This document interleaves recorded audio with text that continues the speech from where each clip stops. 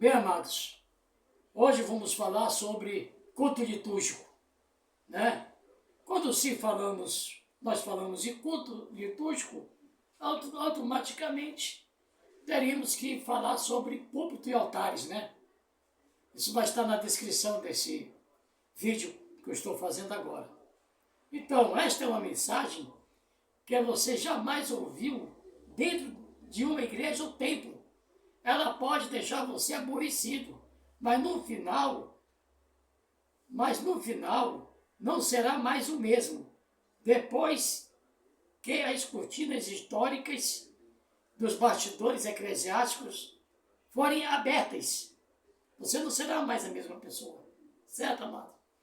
O nosso objetivo, né, não é denigrir ou perseguir as diversas religiões e igrejas, mas mostrar o que o Salvador Messias realmente, certo? Fez para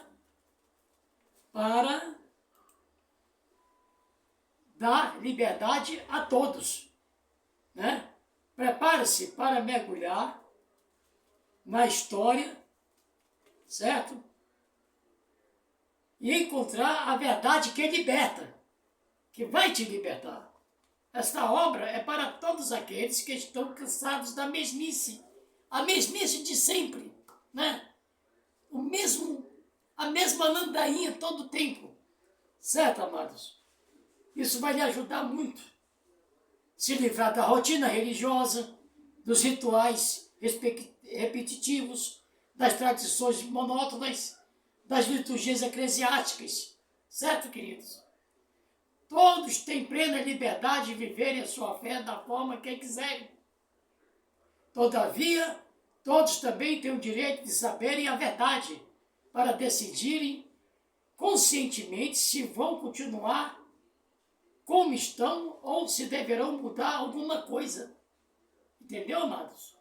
Fiz isso porque sei que os que estão nos púlpitos e nos altares e nos bancos estão cansados de carregar esse fardo religioso. Muito cansado. Uma carga que o Salvador Messias jamais colocou sobre os ombros da humanidade. Jamais ele colocou essa carga toda, amados. Entendeu? Algumas pessoas veem essas reuniões solenes nas igrejas, templos cheios de elementos repetitivos, e ficam pensando onde arrumaram tudo isso. Tanto que tanta coisa, tantos apetrechos, né?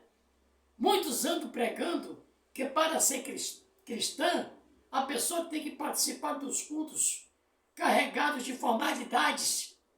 Mas aonde encontramos esses cultos no Evangelho do Salvador Messias? Na igreja primitiva do primeiro século, no Novo Testamento, não encontramos nada parecido. Certo, amados?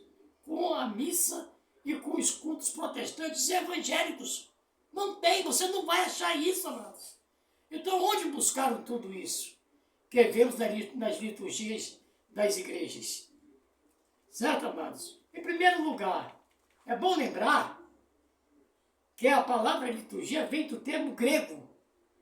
Leiturgia é o significado serviço ou trabalho público. Com o tempo passou a ser considerado também como serviço público religioso. Certo, amado? Liturgia do culto público é, pois, a realização do culto comunitário promovido pelos líderes das igrejas. O culto público é uma espécie de serviço que uma igreja presta ou oferece ao povo para que todos possam cultuar a Deus.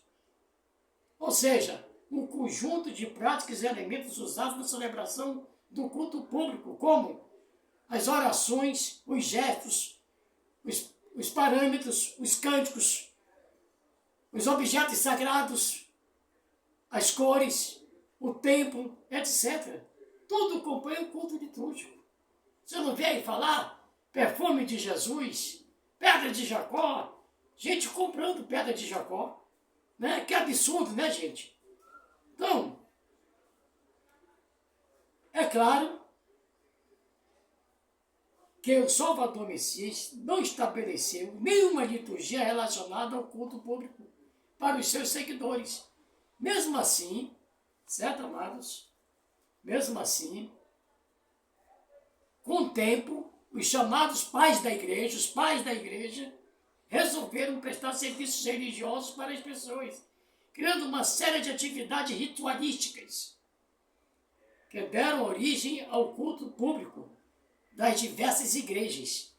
Eles pregaram a ceia que o Salvador realizara com seus discípulos, interpretaram de forma equivocada, injetaram nela elementos do judaísmo e formalidades da cultura romana, dando origem a um culto solene que tem escravizado a cristandade. Então, amados, quando nós falamos aqui reuniões solenes, né, amados? Aliás, assembleias solenes, tá entendendo, amados? São esses congressos aí que deslocam as pessoas de um lado para o outro para participarem de congressos, onde você vai lá ficar em pé ou sentado e calado, ouvindo de tudo que a partir a ser dado pelo seu líder religioso, ou seja, o que lhe convém. Então nós temos aqui a passagem de Amós. A passagem de Amós é clara, quando ele diz: odeio, desprezo as vossas festas e as vossas assembleias solenes, não me exaltarão bom cheiro. Eliminando totalmente isso aí, amados. Salvador elimina totalmente isso aí. E ainda que me ofereçais holocaustos, ofertas de alimentos, não me agradarei delas, e nem atentarei para as ofertas pacíficas de vossos animais gordos. Ainda fala mais ainda: afasta de mim o estrépito dos teus cânticos, as músicas gospels, a viola, né? A viola. Cada um quer se aparecer melhor, né? Para se apresentar melhor, para se exibir, né? No caso, né? Porque não ouvirei as melodias das tuas violas, ó. Você vai morrer cantando lá, vai cantar.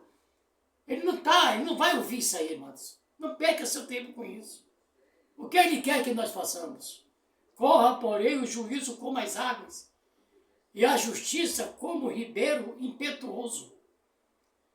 Olha, amados, leiam Amós 5, 21, 24. Agrade o Criador. Entenda, amado? Ele não mandou em nenhum momento você ficar em cima de púlpito e altar. Houve no passado, fizeram um balcão de madeira, onde alguns dos profetas se pronunciaram ali, né, um balcão de madeira. Entendeu, amados? Então, você tem que refletir sobre isso. Tem de colocar na sua mente e refletir. Porque muitas coisas estão sendo feitas aí, não tem amparo, né? A Bíblia não ampara, né? Você não vai ver isso, esse amparo dentro da Bíblia, né? Porque se torna uma questão de buscar, vamos dizer assim, fins lucrativos. Pronto. Fins lucrativos. Grana. No caso das lideranças religiosas hoje, atualmente, é grana. Grana no bolso. Grana no bolso. Então, amados, esse é um pequeno conteúdo de hoje. Até o próximo.